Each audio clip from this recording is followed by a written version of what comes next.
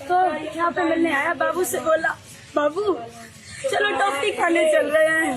मैंने बाबू से किया, मैंने कहा अपना ही तो बाहर ही तो ले जा रहा है। मौसी ने बोला छोटे से बच्चे से कि तुम चले जाओ साथ में, तो बोला कि वो इधर ही तो गए हैं भैया। मैंने इसको भी नहीं भेजा, मैंने जा रहा है जाने दो। उसने ऐसे मारा मेरे बच्चे का पूरा गर्दन ऐसे झूल रहा है। क्या धरती पटक दी या क्या किया ऐसे?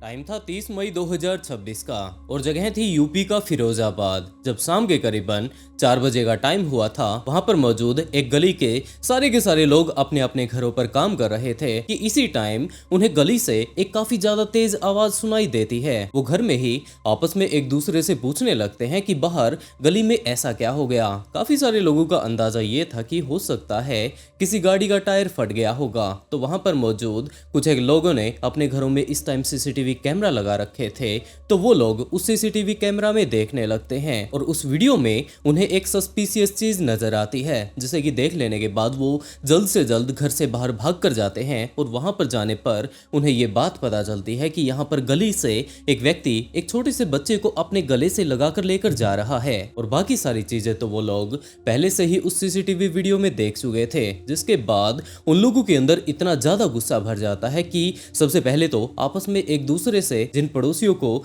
अभी तक पता नहीं था कि आखिरकार उनकी गली में इस टाइम हुआ क्या था, वो बाकी लोगों से पूछने लगते हैं। और इसी तरीके से वो लोग धीरे धीरे कर उसका पीछा करते करते वहीं पर जाने लगते हैं जहां पर कि वो उस बच्चे को लेकर इस टाइम जा रहा था। दरअसल इस पूरी ही घटना की शुरुआत हुई 18 फरवरी 2024 को, जब रति नाम की एक लड़की की फिरोजाबाद में रहने वाले सुमित नाम के एक लड़के से शादी करवा दी जाती है। और शादी के बाद रति जाकर अपने ससुराल में रहने भी लगती है। लेकिन शादी के बाद से सुमित के परिवार वालों को ये बात लग रही थी कि हमारे बेटे को उसकी शादी में इतना दहेज नहीं मिला जितना कि उसे मिलना चाहिए था। तो शुरुआती टाइम में तो उन्होंने रति को कुछ भी नहीं कहा। धीरे धीरे कर टाइम बीतने लगता है और टाइम बीतने के साथ साथ वो लोग रति को समझाने लगते हैं कि तुम्हारे पिता ने वो सारी की सारी चीजें हमें नहीं दिलवाई जो कि शादी में उन्हें हमें गिफ्ट के तौर पर देनी चाहिए थी। और रति भी इस बात के लिए मना कर देती है कि उसके पिता के पास जितना जो कुछ भी हो सकता था उसे उन्होंने देने में कोई कमी नहीं छोड़ी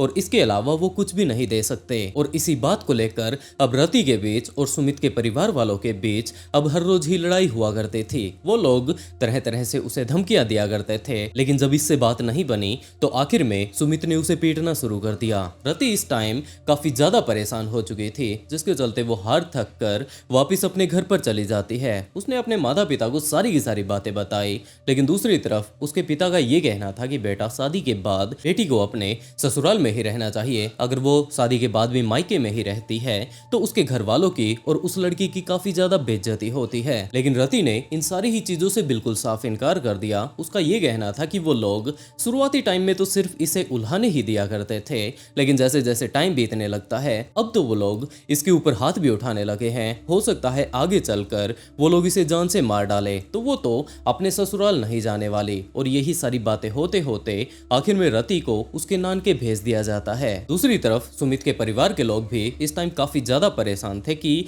इसके बेटे की अभी कुछ एक दिनों पहले ही शादी हुई थी और इनकी बहू इस टाइम वापस जा चुकी है। और दोनों ही परिवारों ने इस टाइम समझौता करके कि आगे से वो लोग ऐसी हरकतें नहीं करेंगे, रति को वापस उसके ससुराल भेज दिया जाता है। 3 से 4 महीने ही अब मुश्किल से बीते होंगे, दोबारा से वो लोग उसे पीटना शुरू कर देते हैं। तो अब हार थक कर रति कुछ कर तो सकती नहीं थी, वो वापस से अपने घर पर आ जाती है। और इस घटना के कुछ ही दिनों बाद उसके ससुर की मृत्यु हो जाती है। ससुराल वालों का लगातार रति के ऊपर दबाव बनता जा रहा था कि तुम्हारे ससुर ने अपनी जान गंवा दी है, आकर तुम्हें वापस अपने घर और गृहस्थी को संभाल लेना चाहिए। रति वापस से चली जाती है, लेकिन उनके घर वालों का अभी भी रवैया नहीं बदला था। अभी तक रति प्रेग्नेंट भी हो चुकी थी, उसके पेट में लगभग 6 महीने का बच्चा पल रहा था, लेकिन उसके ससुराल वालों में किसी भी तरीके का सुधार नजर नहीं आ रहा था और वो दोबारा से अपने मायके आ जाती है और 2024 के एंड तक उसने एक बच्चे को जन्म दिया जिसका नाम आरव रखा जाता है। आरव जब से उसकी जिंदगी में आया था लगातार उसका पति उसके ऊपर दबाव बनाता जा रहा था कि वो वापस अपने घर पर आ जाए, लेकिन रति समझ सकते थे कि अगर वो दोबारा से वहां पर जाती है, काफी बार चक्कर वो लगा चुकी है, तो अब तो उसके पति को उसकी बिल्कुल भी वैल्यू नहीं है और एक ना एक दिन ऐसा जरूर आएगा जब वो उसकी जान ले लेगा। लेकिन दूसरी तरफ सुमित का ये कहना था कि चलो ठीक है, अगर वो वापस नहीं आती तो कम से कम वो उसके बेटे को तो लौटा दे। लेकिन रति इस बात से साफ इनकार कर देती है कि कौन सा बच्चा, तुम जरा ये बताओ कि आखिरकार उसका जन्म कब हुआ था, वो प्रेग्नेंट कब हुई थी, क्या उसे इन सारी ही चीजों के बारे में थोड़ा सा भी पता है। लेकिन दूसरी तरफ सुमित तो अपना बच्चा चाहता था। लगातार इन दोनों के बीच ये प्रेशर बढ़ता जा रहा था और एक टाइम ऐसा भी आया जब रति ने ये बात बोल दी कि वो उससे डिवोर्स लेकर अलग होने वाली है। इस सारी ही घटना को घटते हुए अब लगभग 1.5 साल का टाइम बीत चुका था। आरव भी लगभग 1.5 साल का हो चुका था और उसके बाद टाइम आता है 30 मई 2026 का, जब सुमित का बुआ का लड़का विराज सीधा का सीधा रति के मायके जा पहुंचता है। जाकर वहां पर कुंडा खटकाने लगता है और जैसे ही रति ने गेट खोला तो सामने विराज खड़ा हुआ था।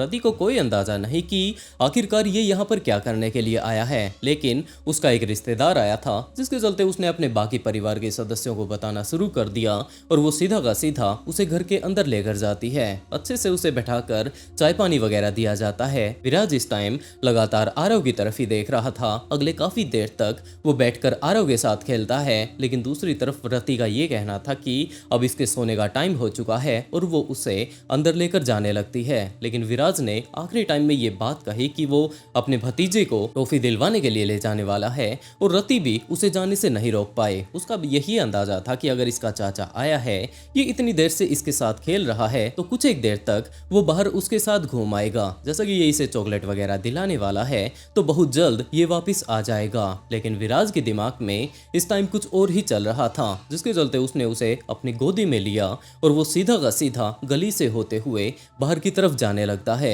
और एक टाइम ऐसा भी आया जब अब लगभग दोपहर के 4 बजे का टाइम हो चुका था। सारे के सारे लोग अपने अपने घरों के अंदर थे क्योंकि बाहर इस टाइम काफी ज्यादा गर्मी थी। और जैसे ही विराज एक सुनसान सी जगह पर पहुंचता है, उस गली में उसके अलावा कोई भी नहीं था, तो वहां पर जाते ही उसने आरव को ऊपर की तरफ उठाया और सीधा का सीधा जमीन में दे मारा। वो लगातार ये बात कही जाती है कि उसने लगभग 30 सेकंड के अंदर अंदर 8 बार आरव को इसी तरीके से ऊपर से उठाकर नीचे की तरफ फेंका था। उसके गिराने की आवाज इतनी ज्यादा तेज थी कि यहाँ पर गली में आसपास में जितने भी घर थे, अंदर लोग बैठकर अपने अपने कामों पर लगे हुए थे। वो लोग कंफ्यूज हो जाते हैं कि इतनी तेज आवाज बाहर से किस चीज की आ रही है। इस टाइम काफी सारे घरों में तो सीसीटीवी कैमरा लगे हुए थे और वो लोग जब उस सीसीटीवी कैमरा की जाकर वीडियो देखने लगते हैं तब उन्हें ये बात पता चलती है कि एक बंदा बाहर टेडी बियर के साथ खेल रहा है। पहले तो उन्हें यही बात लगी कि जरूर ये कोई ना कोई टेडी बियर ही होगा, लेकिन जब उन लोगों ने उस आदमी की तरफ देखा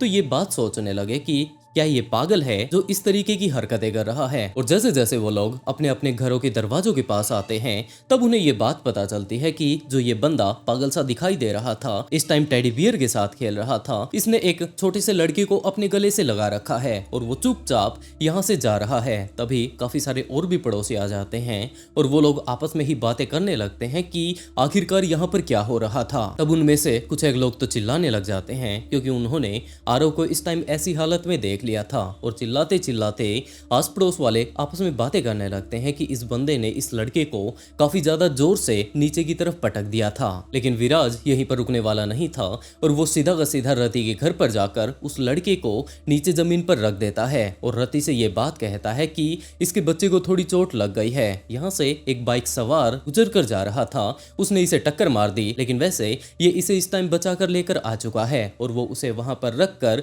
वहां से जाने की कोशिश करता है। लेकिन इस टाइम जितने भी लोग इस टाइम इसका पीछा कर रहे थे, क्योंकि इन सारे ही लोगों ने इस टाइम तक देख लिया था कि इस आदमी ने इस 1.5 साल के लड़के के साथ क्या कुछ किया है, जिसके चलते वो लोग जल्द से जल्द उसके पीछे पीछे वहां पर जा पहुंचते हैं। रति जैसे ही अपने घर से बाहर निकल कर आती है, अपने बेटे को संभालने लगती है, तब उसे पता चलता है कि ये तो इस टाइम बेसुध हालत में हो चुका है, अपने आप को संभाल तक नहीं पा रहा, कुछ भी ये बोल नहीं रहा है। तो अब वो विराज की तरफ ही देखने लगती है और पूछने लगती है कि कि उसके बेटे को हुआ तो हुआ क्या, लेकिन विराज वहां से सिर्फ और सिर्फ अपना पीछा छुड़ाकर जाना चाहता था। इस टाइम तक इनके काफी सारे पड़ोसी आ चुके थे। उन सभी को देखकर विराज वहीं पर रुक जाता है और उसने साफ साफ रति को ये बात बोलने शुरू कर दी कि वो जितने भी पैसे चाहती है वो उसे देने के लिए तैयार है। लेकिन रति तो इस टाइम इस चीज को लेकर कंफ्यूज थी कि आखिरकार उसके बेटे आरव को क्या हो गया। ये लगातार इस टाइम अपनी गर्दन इधर से उधर गिरा रहा है, कुछ भी रिस्पॉन्स नहीं कर रहा है। आखिरकार यहाँ पर चल क्या रहा है और उसे जल्द से जल्द हॉस्पिटल ले जाने की कोशिश की जाती है। लेकिन दूसरी तरफ इस टाइम विराज को पकड़ रखा था, वो लगातार यही बात बोलता जा रहा था कि उसके पास काफी सारे पैसे हैं, जितने भी पैसे वो उसे मांगेगी वो उसे देने के लिए तैयार है। 5 लाख, 10 लाख, 15 लाख, बस एक बार वो ये बात बोले कि वो पैसे कितने चाहती है। रति इस टाइम समझ चुकी थी कि जरूर इस बंदे ने कुछ ना कुछ गलत किया है और बाकी सारी की सारी बातें इनके पड़ोसियों ने रति को जाकर बता दी थी कि इस बंदे ने वहां पर किस तरीके का जाकर कांड किया था। तब तक पुलिस के पास कॉल कर दिया गया था और पुलिस भी यहाँ पर आ पहुंची थी। लेकिन विराज यहाँ से निकलने में कामयाब हो जाता है। सबसे पहले तो आरव को जल्द से जल्द हॉस्पिटल भेजा जाता है, लेकिन डॉक्टर्स ने जब उसकी चेकिंग करनी शुरू की तब उनका ये दावा था कि ये तो पहले ही अपनी जान गंवा चुका है और जैसे तैसे कर उसका पोस्टमार्टम किया जाता है। पोस्टमार्टम रिपोर्ट से ये बात पता चलती है कि इस बंदे ने उसे लगभग 30 सेकंड के अंदर अंदर 8 बार काफी ज्यादा बेरहमी से उठाकर नीचे की तरफ फेंका था। पहली बार जब उसने उसे जमीन पर फेंका तो उसके सिर के जितने भी जोड़ थे वो सारी की सारी हड्डियां इस टाइम अलग अलग हो चुकी थी और एक तरह से तो आरव पूरी तरीके से कोमा में जा चुका था, वो बेहोश हो चुका था।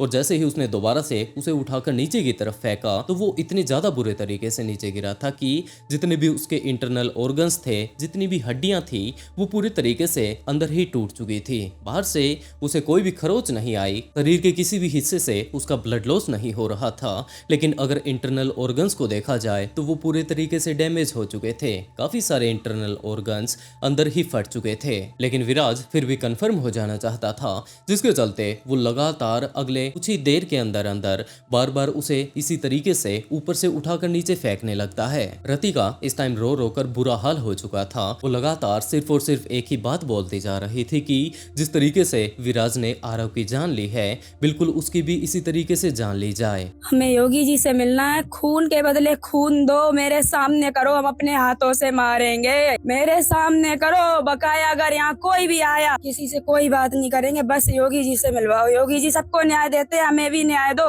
वो बोल रहा है कि पैसे ले लो, उससे बोलो अपनी माँ भाई मेरे सामने लाए, हम सबको मारेंगे, वो कीमत बताएगा हम बराबर देंगे, सबको मारेंगे, ऐसे ही मारेंगे जैसे मेरे लाल को मारा। वो बोल रहा है कि हमसे 20-21 लाख रुपए ले लो, हमें छोड़ दो, हमें नहीं चाहिए, योगी जी से मिलवाओ। हम योगी जी से कहेंगे खून के बदले खून दो, उसकी मिट्टी मेरे सामने लाओ और वैसे ही मारो जैसे मेरे बाबू को मारा था, वैसे ही मारो, बस और कुछ नहीं। तब तक इनके पड़ोस वाले काफी सारे लोग यहाँ पर इकट्ठा होकर आ चुके थे। पुलिस ऑफिसर्स इससे पूछने लगते हैं कि आखिरकार आपकी उसके साथ ऐसी क्या दुश्मनी थी।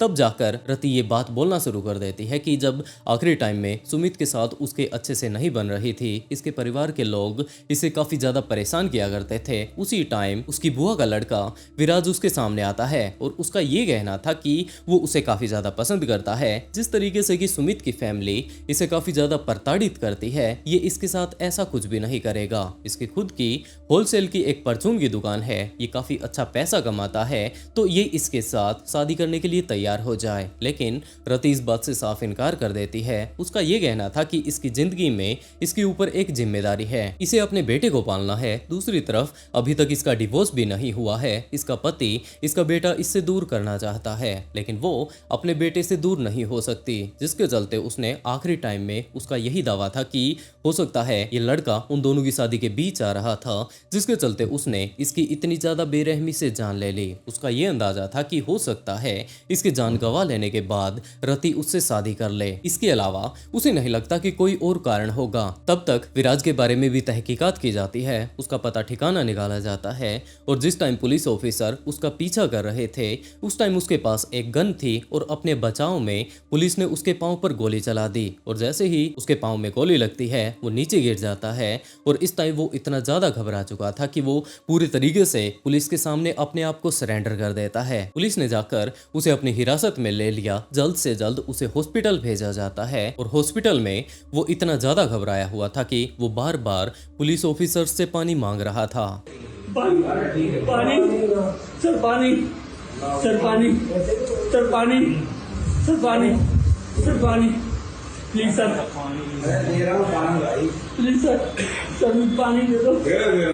तो पुलिस ने अब उससे भी पूछताछ करनी शुरू कर दी और जब इसकी कहानी सामने आती है उसके बाद तो काफी सारे और भी खुलासे होते हैं। विराज का ये कहना था कि ये दोनों के दोनों एक दूसरे से काफी ज्यादा प्यार किया करते थे और रति अभी भी कंफ्यूज थी कि अगर इसका डिवोर्स हो जाता है तो इसका बेटा इसके पास रहने वाला है या इसके पति के पास जाएगा। जब तक इसका डिवोर्स नहीं हो जाता वो उसके साथ शादी नहीं कर सकती, लेकिन दूसरी तरफ वो इसके बिना रह भी नहीं सकती। इसी तरीके के काफी सारे मैसेजेस वो उसके पास किया करती थी। मेरी सर उस बच्चे से कोई दुश्मनी नहीं थी। तो क्यों मारा तूने फिर उसको? ये सवाल आप लड़की से कर लेना। हैं? ये सवाल लड़की से करना। भाई आप तूने मारा लड़का तो साले इस तरह से जानवरों को भी नहीं कोई मारता। वो लड़की मैरिड थी, मैंने कहा तुम पहले अपना डिवोर्स ले लो और बाबू जो है तुम्हारा बेटा वो तुम्हारा पहला पति मांग रहा है इसके लिए। मैंने कहा देखो मेरी फैमिली एग्री नहीं होगी ऐसे फुली विराज सब कुछ ठीक हो जाएगा समय के साथ साथ। मैंने कहा तो कुछ ठीक नहीं होगा। मैंने उस लड़की से पीछे छुड़वाना चाहा लेकिन वो लड़की मुझे इमोशनली ब्लैकमेल करने लगी कि विराज मेरा कोई ना है तुम्हारे सिवा, मेरे पास सारा मैसेज डिटेल सारा कुछ है। मैंने उसको बहुत बोला, मैंने देखो मैं ऐसे शादी नहीं कर पाऊँगा, मैं उसने मुझे फंसा रखा था। लेकिन सर भैया कि हमेशा लड़का ही फंसता है, लड़की निकल जाती है, लड़की। वो इस बात से इस टाइम काफी ज्यादा परेशान हो चुका था। वो रति से काफी ज्यादा प्यार किया करता था और यही कारण था कि जब रति ने बिल्कुल क्लियर ये बात नहीं बताई कि वो उसके साथ शादी करेगी या नहीं, तो आखिर में उसने ये प्लान बनाना शुरू कर दिया। सबसे पहले तो उसने एक तमंचे का प्रबंध किया और वो सीधा का सीधा रति के घर पर जा पहुंचता है। उसकी प्लानिंग ये थी कि वो आरव को वहीं पर शूट कर देगा, लेकिन जब वो वहां पर जाकर बैठकर कुछ एक देर तक उनके परिवार के सदस्यों के साथ बातें करने लगता है तो बातों में वो इतने ज्यादा उलझ जाते हैं कि वो उसे मारना ही भूल जाता है। और आखिर में तो रति ने अपने बेटे से ये बात कह दी कि चलो बेटा अब सोने का टाइम हो चुका है और वो उसे वहां से लेकर जा रही थी। अब हड़बड़ी में वो सीधा का सीधा उसे मार नहीं सकता था, जिसके चलते उसने जल्दी से उसे अपनी गोद में ले लिया और रति से ये बात कह दी कि वो अपने भतीजे को अब कुछ एक चीजें दिलाने के लिए लेकर जा रहा है और वो उसे गोद में लेकर वहां पर गली में निकल पड़ता है। आगे जाने के बाद पूरी तरीके से वो उसे मारने की कोशिश करता है। उसका अंदाजा ये था कि वो जाकर रति को ये बात बोल देगा कि एक बाइक सवार ने उसे टक्कर मार दी और उसी टक्कर के कारण इसने अपनी जान गंवा दी। लेकिन उसे कोई अंदाजा नहीं था कि वहां पर काफी सारे सीसीटीवी कैमरा लगे हुए हैं और उन्हीं के कारण आखिरकार वो पकड़ा जाएगा। इनके काफी सारे पड़ोसी जब इसके पीछे पीछे आ जाते हैं तब इसे पता चल चुका था कि अब ये पूरे तरीके से फंस चुका है। तो वो रति को मुंह मांगी कीमत देने के लिए तैयार था कि ये सारा का सारा मामला यहीं पर दबा दिया जाए। वो उसे 5 लाख 10 लाख उसकी मुंह मांगी कीमत देने के लिए तैयार है। लेकिन जब सारा ही मामला हाथ से निकल चुका था और उसे पता चल चुका था कि ये लोग उसे यहाँ से यूं ही तो जाने नहीं देंगे, तो वो वहाँ से भाग जाता है। और अभी भी रति की यही मांग है कि जिस तरीके से उसके बेटे को मारा गया है बिल्कुल वैसे ही विराज की भी जान ले जाए। वैसे दोस्तों आज के लिए बस इतना ही। आप लोग इस केस के बारे में क्या कहना चाहेंगे अपनी राय कमेंट बॉक्स में जरूर बताइएगा। लेकिन इस तरीके के केसेस देख लेने के बाद दिमाग में एक ही जवाब आता है कि हम लोग आंखें बंद करके किसी के ऊपर भी भरोसा नहीं कर सकते, क्योंकि हमें कोई अंदाजा नहीं कि सामने वाले बंदे के दिमाग में इस टाइम क्या कुछ चल रहा है। और दोस्तों इस तरीके की कहानी सुनाकर मैं आप लोगों को परेशान तो नहीं करना चाहता, लेकिन सचेत जरूर करना चाहता हूँ। तो आप लोग अपना ध्यान रखिए और इसके साथ साथ अपनों का ख्याल जरूर रखें। और इसी के साथ दोस्तों आज का शाउट आउट अरारिया राजा भाई को and write a beautiful comment to get a shout out in next video. बहुत जल्द मिलते हैं एक और नए ट्विस्टेड केस के साथ।